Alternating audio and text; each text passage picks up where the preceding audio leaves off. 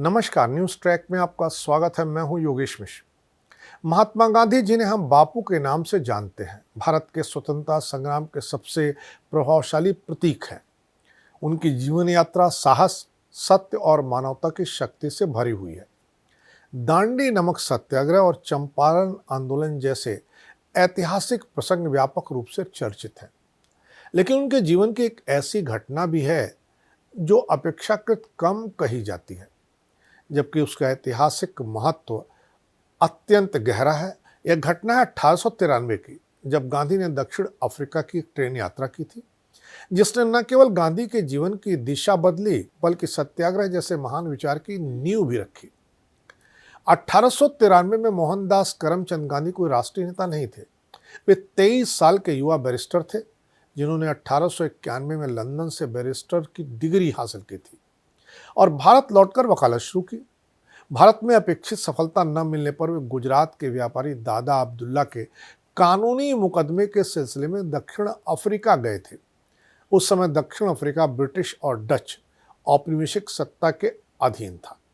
वहां नस्ल भेद अपने चरम पर था। गोरे यूरोपीय नागरिक समाज के शिखर पर थे, जबकि भारतीयों और मूल अफ्रीकी नागरिकों को दोयम दर्जे का माना जाता था। भारतीयों को अपमानजनक रूप से कुली कहा जाता था। उन्हें अच्छे होटल, अच्छे रेस्टोरेंट तथा प्रथम श्रेणी के रेलवे डिब्बे में बैठने का अधिकार ही नहीं था, भले ही उनके पास वैध टिकट ही क्यों न हो। गांधी को विश्वास था कि उनकी पश्चिमी शिक्षा, अंग्रेजी भाषा और सभ्य पोशाक उन्हें सम्मान दिलाएगी, लेकिन दक्षिण अफ्रीका के नस्ल भेदी व्यवस्था ने यह भ्रम उनका बहुत जल्दी तोड़ दिया। यही वह पृष्ठभूमि थी जिसमें एक ट्रेन यात्रा ने इतिहास की दिशा ही मोड़ दी। 7 जून 1893 को गांधी जी डरबन से प्रिटोरिया जा रहे थे। उन्होंने प्रथम श्रेणी का वैध टिकट खरीद रखा था, फर्स्ट क्लास डिब्बे में बैठे थे, औपचारिक सूट पहनकर एक अंग्रेज सज्जन की तरह दिखाई दे रहे थे। जब ट्रेन पीटरमैरिट्जबर्ग स्टेशन पहुंची, तब एक गोरे यात्री ने गांधी को देखकर आपत्ति जताई और रेलवे अधिकारी से कहा, इस कुली को यहां से हटाओ, यह डिब्बा तो केवल गोरों के लिए है। गांधी ने शांतिपूर्वक अपना टिकट दिखाया और कहा कि उन्होंने प्रथम श्रेणी का टिकट खरीद रखा है, इसलिए उन्हें यहां बैठने का पूरा अधिकार है। लेकिन रेलवे कर्मचारियों और अधिकारियों ने उस गोरे यात्री का पक्ष लिया। जब गांधी ने डिब्बा छोड़ने से इनकार कर दिया, तो एक पुलिस कांस्टेबल ने उनका सामान उठाया और उन्हें जबरन ट्रेन से नीचे उतार दिया। ठंडी रात में पीटरमैरिट्जबर्ग के सुनसान स्टेशन पर गांधी अकेले खड़े थे। उनका सामान प्लेटफॉर्म पर पड़ा था और वे अपमान व ठंड से कांप रहे थे। यह केवल एक व्यक्ति का अपमान नहीं था, बल्कि पूरे समुदाय की गरिमा पर हमला था। गांधी जी ने इस घटना को उल्लेख अपनी आत्मकथा सत्य के साथ मेरे प्रयोग में विस्तार से किया है। तो उस रात वह स्टेशन के वेटिंग रूम में बैठे रहे और स्वयं से प्रश्न करते रहे, क्या मुझे यह अपमान सहकर भारत लौट जाना चाहिए या अन्याय के विरुद्ध खड़ा होना चाहिए। यही उनके भीतर यह स्पष्ट हुआ कि अन्याय के सामने चुप रहना भी अन्याय को स्वीकार करने जैसा है।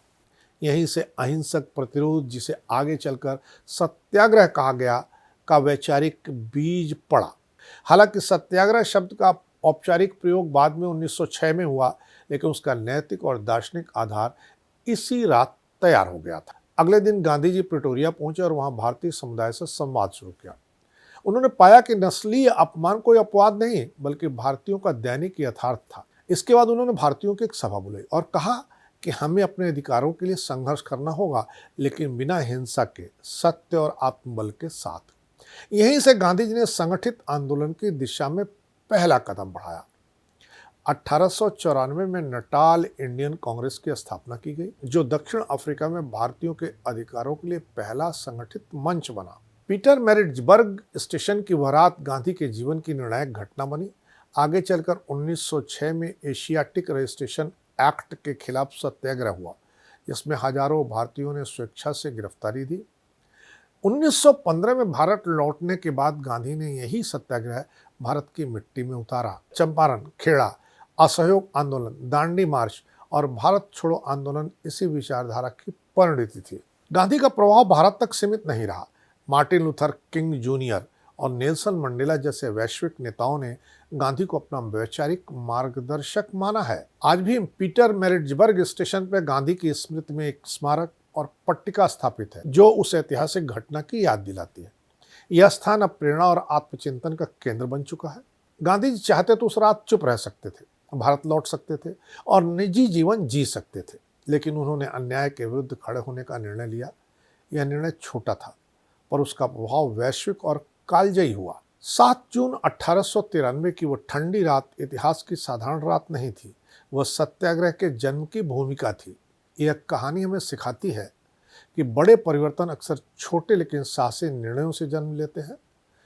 आप भी अगर किसी बड़े परिवर्तन के बारे में सोच रहे हैं तो आप साहसी निर्णय लीजिए, चूकिए मत, क्योंकि कब कौन कहाँ किस तरह का इतिहास गढ़ दे और किस दिशा में उठाया हुआ पहला कदम एक नए इतिहास की स्थापना कर दे, नहीं कहा जा सकता है। इस बार इतना ही, अगली बार फिर मिलेंगे किसी नए सवाल पर नए ढंग से बात करने के लिए।